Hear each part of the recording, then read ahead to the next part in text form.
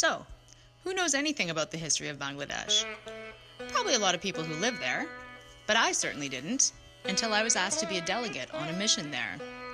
I think the most exciting time to start Bengali history is when Alexander the Great decided against attacking the region way back in 326 before Common Era, after discovering that the empire was the most powerful in India and possessed an army of 20,000 horses, 200,000 infantry, 2,000 chariots, and 4,000 elephants fully trained and equipped for war. During the Dark Ages in Europe, from 7 to 11 Common Era, the Bengali Pala Empire was busy bringing the light of Buddhism to Tibet, Bhutan, and Myanmar. Islam gradually became the dominant religion over the next 500 years, and in the 1600s, the Mughal Empire was responsible for 25% of the world's gross domestic product. Bengal Suba, or as we know it today, Bangladesh, was the wealthiest province, generating 50% of the empire's GDP, or approximately 12% of that of the entire world. It was then, as now, globally dominant in the textiles industry, with an estimated 80,000 skilled weavers based in the capital of Dhaka. The British arrived in the early part of the 17th century, along with other European nations, and the village of Calcutta was one of 3 quickly sold off to representatives of the British East India Company. Over the next century, the British East India Company gradually gained official control of India. The defeat of the Mughals in Bengal, the last holdouts, resulted in the consolidation of the subcontinent under the rule of a corporation, an absolutely unique event in world history. The plunder of Bengal by the British East India Company directly financed the Industrial Revolution in Britain, with the capital amassed from Bengal used to invest in British industries, such as, ironically, textile manufacture, and greatly increased British wealth, while at the same time leading to deindustrialization and terrible famines in Bengal. The British Crown intervened in affairs on the subcontinent after news of sensational scandals and a bloody rebellion. In 1858, authority in India was transferred back to the Crown, but the pattern of economic exploitation persisted. Major famines rocked Bengal at least twice during this period. When India finally regained independence in 1947, Bengal was divided into 2 regions, East and West Pakistan. From the beginning, tensions between the two were high, and due to a robust independence movement in East Pakistan and the resulting bloody military crackdown, India got involved in the genocidal dispute. This resulted in the declaration of independence of the new country of Bangladesh on March 26, 1971. It became a parliamentary democracy under a constitution, although between its inception as an independent country and today, Bangladesh has been plagued with political instability and repeated claims of corruption, and marked by bloody coups and violent rebellions. In 1972, at the time of independence, all industry was pretty socialist, and corporations were nationalized. The labor movement came out of the decolonization and independence campaigns. Trade unions used to be part and parcel of the system. In the mid-1980s, there was a strong push for privatization, and a big component of that was the exclusion of unions. The garment sector as it exists today came to be at this time. Due to Bangladesh's unstable political environment following independence, there was big interest in who had control of government, and as unions got involved in politics, they became corrupted. Most of the big unions were in the jute sector, a fiber used to make ropes, and were dissolved when government stopped supporting that industry. Slowly, all the unions in every sector lost power and began being replaced by subcontractors. And so a country that was almost completely unionized became totally corporatized in a few short decades. I have no idea why, but in the fall of 2015, I got a call from our District 3 director, Steve Hunt, asking if I'd like to go to Bangladesh. I was so excited I hung up the phone, then immediately called him back to accept. What followed was a whirlwind of research and information, and a lot of feeling like my head would explode from everything I was trying to cram in there on such short notice. Flights were booked, my visa finally came, and off I drove to Vancouver to fly into the unknown. Colleen Burke, president of Local 1998, Doug Olthius, director of the Humanity Fund, and I met each other in Toronto and flew to Bangladesh together. Although we'd exchanged photos and previous emails so we'd recognize each other, we hadn't really been introduced outside of the conference calls that brought us all up to speed on the work we'd be doing. Our flight touched down at Hazrat Shah Jalal International Airport in Dhaka on February the 3rd, 2016, after more than 24 hours of travel. It was absolutely surreal to be immersed in the chaos of this Dhaka traffic and arrive at the serene, luxurious oasis of the Westin Dhaka, a complete contrast to the developing world just outside the hotel doors. The next day, we met the rest of the delegation. Jocelyn Dubois, International Director of the CLC, the Canadian Labour Congress, Louise Castleman, Officer of the Social Justice Fund for PSAC, the Public Service Alliance of Canada, Bob Kingston, Health and Safety Director for PSAC, Marianne Vladoon, Executive Director for PSAC for the Prairie Provinces, Archana Rampur, Political Director of International Solidarity for CUPE, the Canadian Union of Public Employees, Sharon Hubley from CUPE Local 1867 and a member of the National Women's Committee, Mohammed Al-Sadi, Director of the Unifor Justice Fund, and Darlene McIver, also representing the Unifor Justice Fund. Already mentioned were Doug Olthius, Colleen Burke, and of course me, Melanie McConnell, shoveler at Highland Valley Copper Mine. Needless to say, I was feeling a bit out of my depth. All of our organizations have been financial supporters of the struggle to organize in the ready-made garment industry. After the Rana Plaza disaster in 2013, where a structural failure caused the 5-story building that housed the garment factory to collapse, resulting in the death of 1,134 people, our unions pooled resources and sent $40,000 in aid. Rana Plaza is considered the deadliest accidental structural failure in modern human history.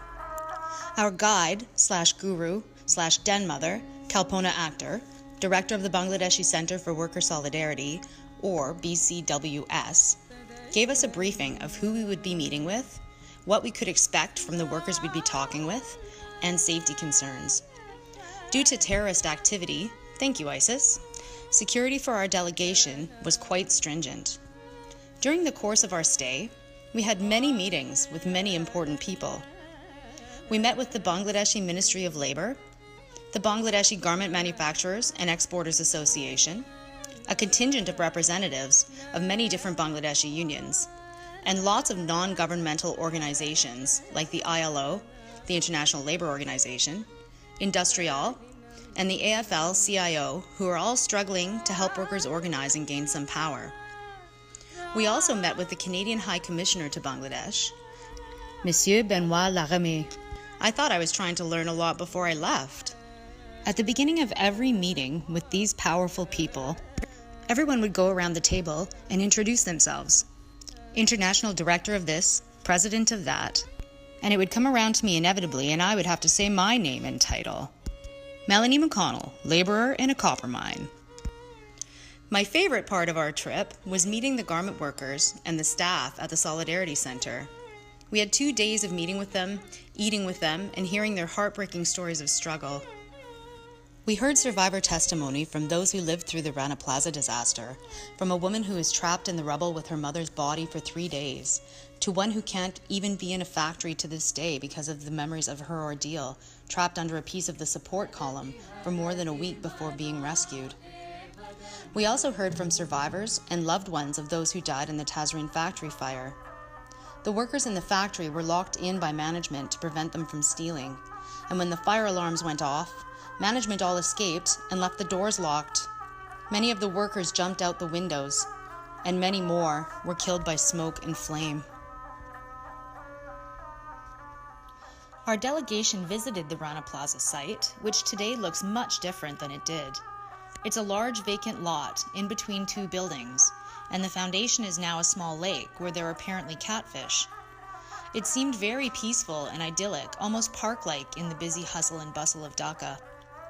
However, a closer look revealed labels all around, H&M, Joe Fresh, and many more that still littered the site, reminding us that many, many people are still unaccounted for and were most likely taking their final rest underneath our feet. Back at the Solidarity Center, we heard the stories of the BCWS staff about their experiences in the workplace attempting to organize workers. They told of being threatened with firing, being physically assaulted.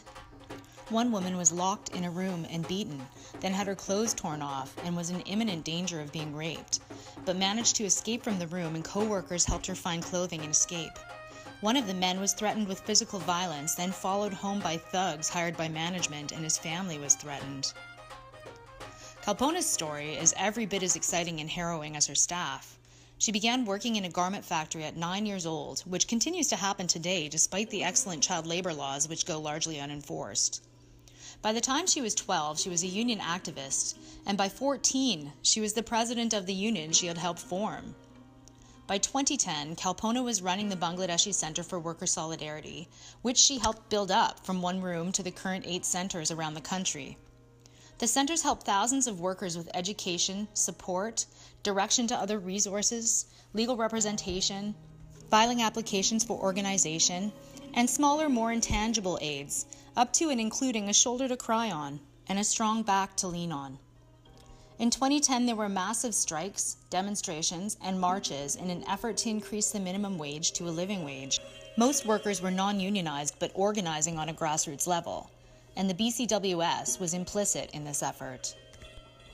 Due to their involvement in the fight to increase unionization, BCWS was targeted by the government, their registration as an NGO or a non-governmental organization was revoked, and they were unable to receive any further funding.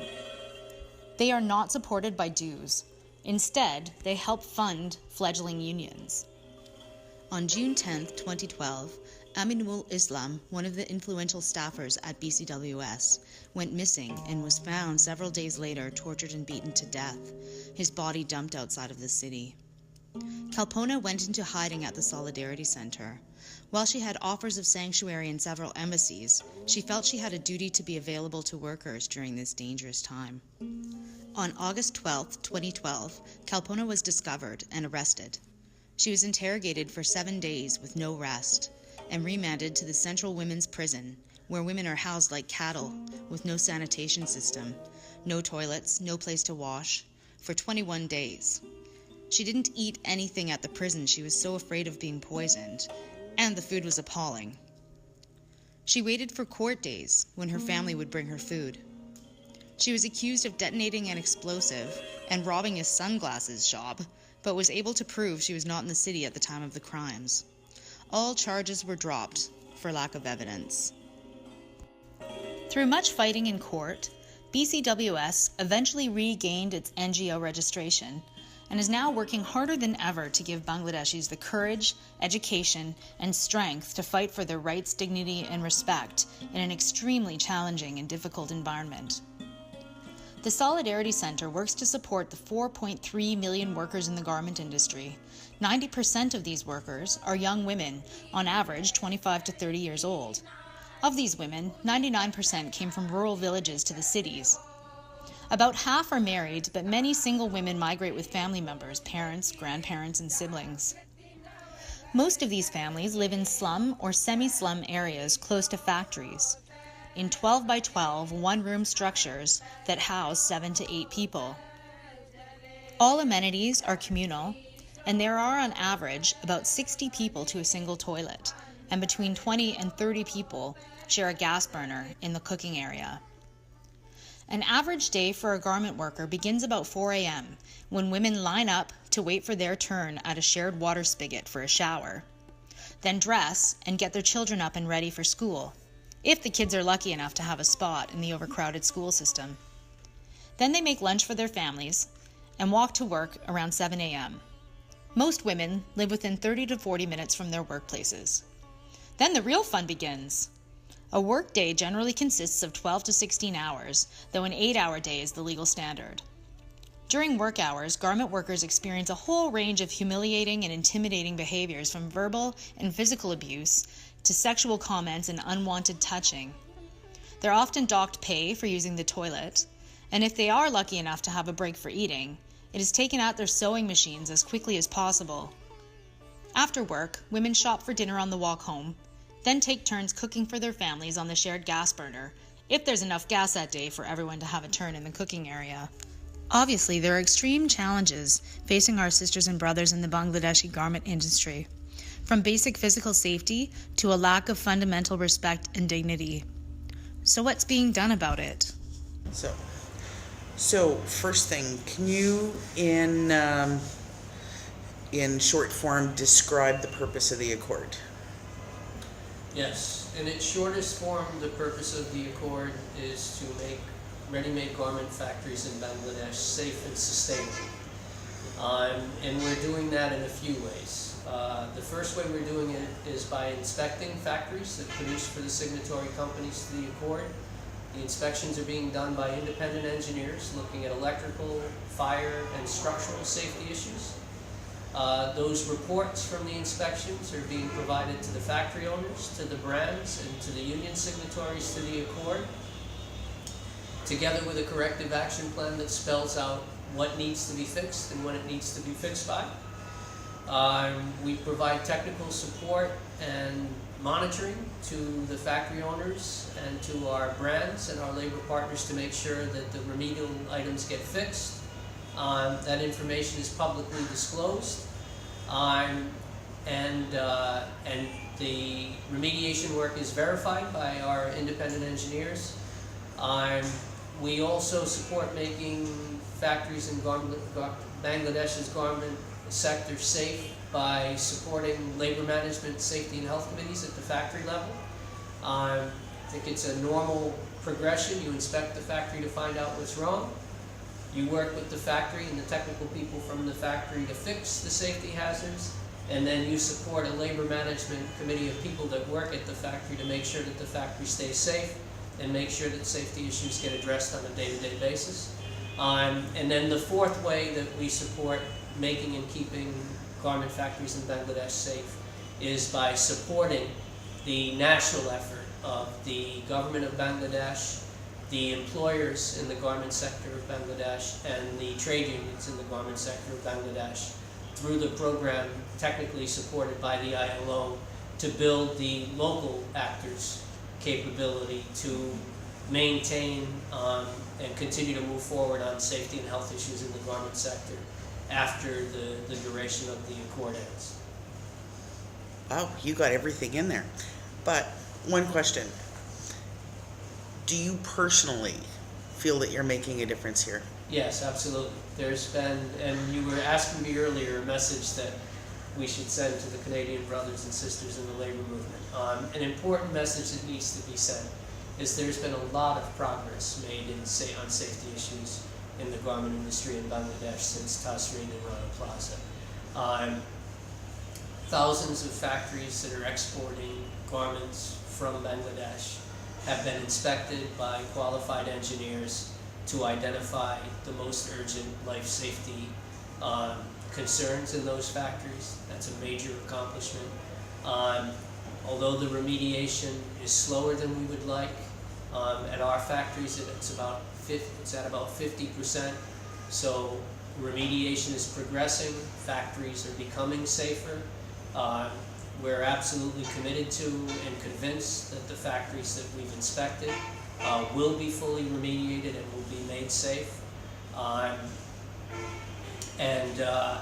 That while there's a lot of work to do, there is a lot of progress that has been made, and sometimes that's not recognized enough. So I think that's a very important message. There's been a lot achieved, while there's a lot that we need to do, but I think that we're seeing a commitment from labor, from industry, and from the local actors, the government of Bangladesh, to realize the objectives of the Accord, but also to realize the objectives of the industry and the government and the unions in Bangladesh that are supporting the Sustainability Compact with the European Union and the US and the ILOs. Perfect. The ILO, Industrial, USW, and several other unions are supporting and furthering this initiative. While it is taking a long time, and there's still much work to be done, these corporations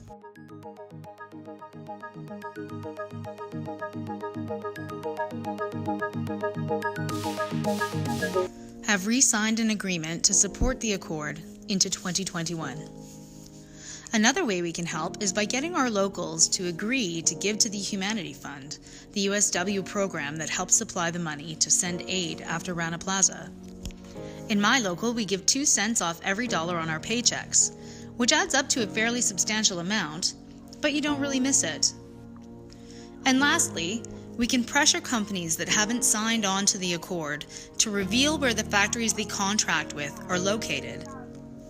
That way, these factories can be inspected and made to comply with basic safety standards as well. Our USW campaign to assist in this effort is called No More Operating in the Dark. We've been focusing on Canadian Tire and their subsidiaries Mark's Work Warehouse and Sport Chek. By bringing pressure to bear on all these fronts at the same time and continuing to fight for rights, dignity, and respect, we will help each other to move forward into this brave new world in solidarity.